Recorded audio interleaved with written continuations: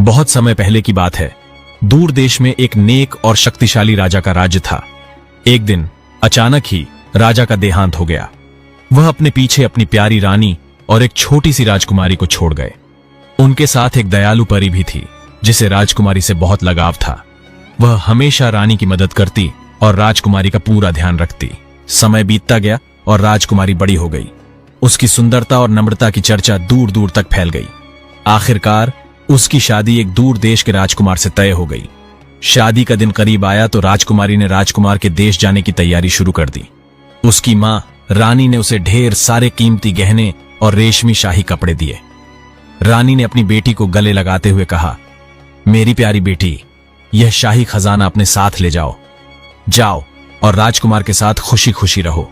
रानी ने अपनी सबसे भरोसेमंद सेविका को भी राजकुमारी के साथ भेजा और हर एक के लिए एक घोड़ा भी दिया। राजकुमारी का घोड़ा, जिसका नाम फलाद था, उसे परी ने उपहार में दिया था। यह कोई साधारण घोड़ा नहीं था।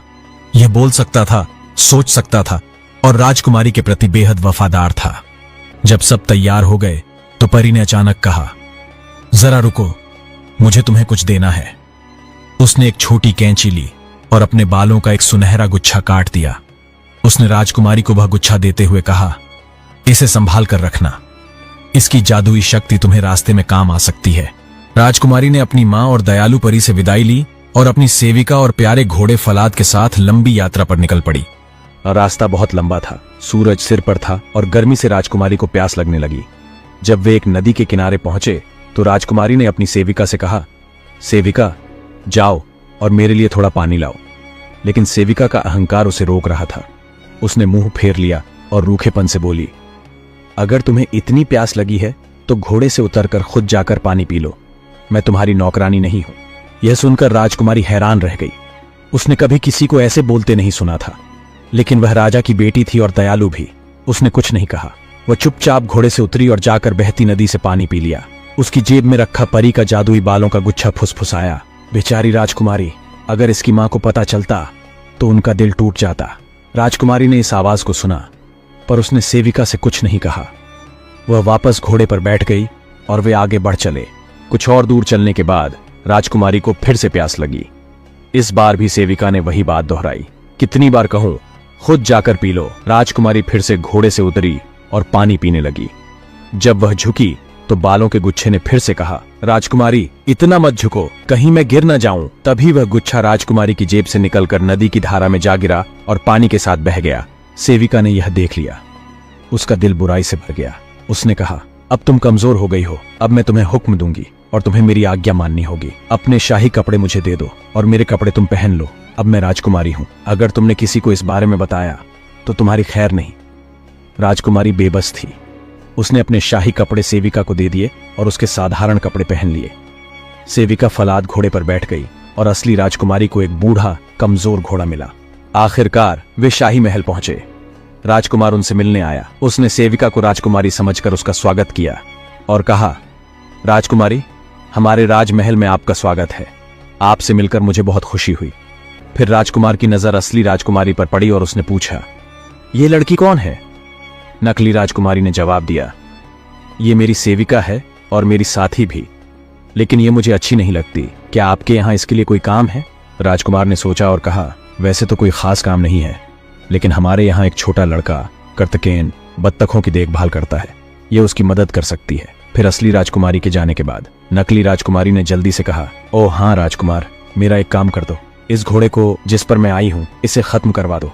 इसने मुझे गिराया था। दरअसल वह जानती थी कि घोड़ा फलाद बोल सकता है और उसने असली राजकुमारी के साथ जो बुरा बर्ताव किया वह यह बता सकता है।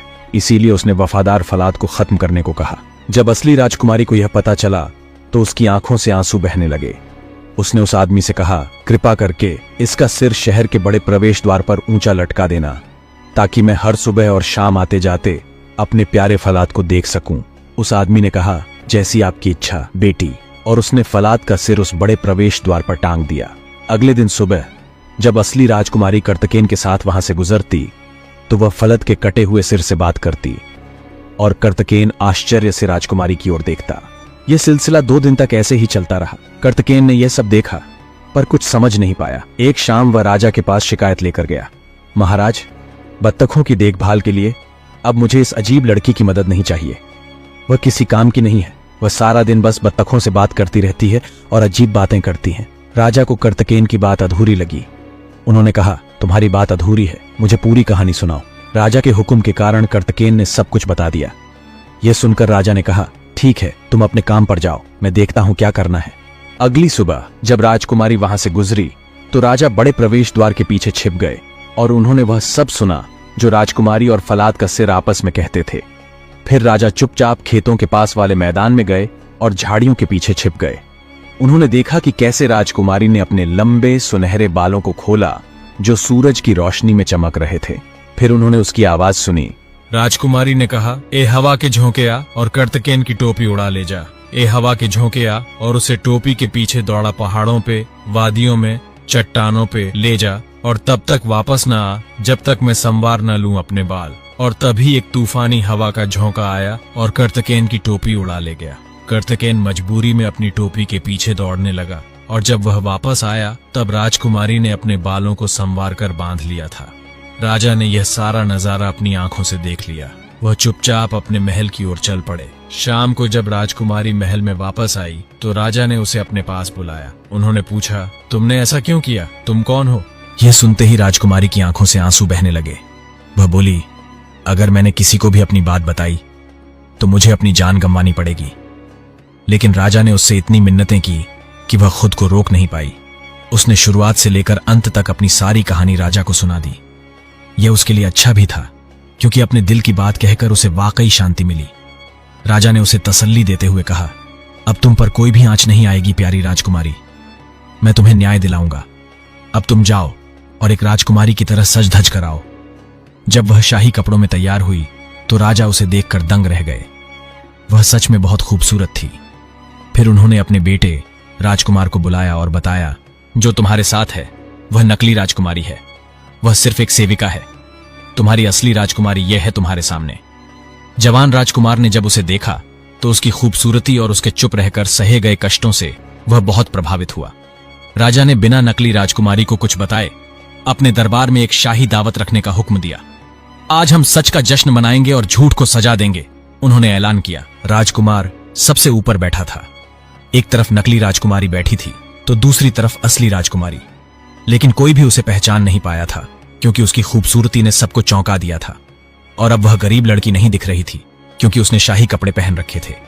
जब जश्न का माहौल खत्म हुआ और सब खुश थे तब राजा ने सभी से कहा कि उन्हें कुछ बात कहनी है। आज मैं आप सबको एक कहानी सुनाऊंगा, सभी ध्यान से सुनना। राजा ने राजकुमारी की सारी कहानी राज दरबार में सबको सुनाई जैसे कि उसने किसी से सुनी हो। फिर राजा ने नकली राजकुमारी से पूछा, अगर कोई ऐसा बर्ताव करता है तो उसके साथ क्या करना चाहिए? ऐसी झूठी लड़की को तुम क्या सजा दोगी? नकली राजकुमारी ने बिना सोचे समझे जवाब दिया, ऐसी लड़की को सिर्फ हमेशा के लिए कैदखाने में बंद कर देना चाहिए। राजा ने मुस्कुराते हुए कहा, लो, हो गया फैसला, अब तुम सजा भुगतने के लिए तैयार हो जाओ। सेविका को उसके किए की सजा मिल गई और असली राजकुमारी की शादी राजकुमार से हो गई। दोनों राजा रानी बन गए और शांति और खुशी के साथ राज करने लगे।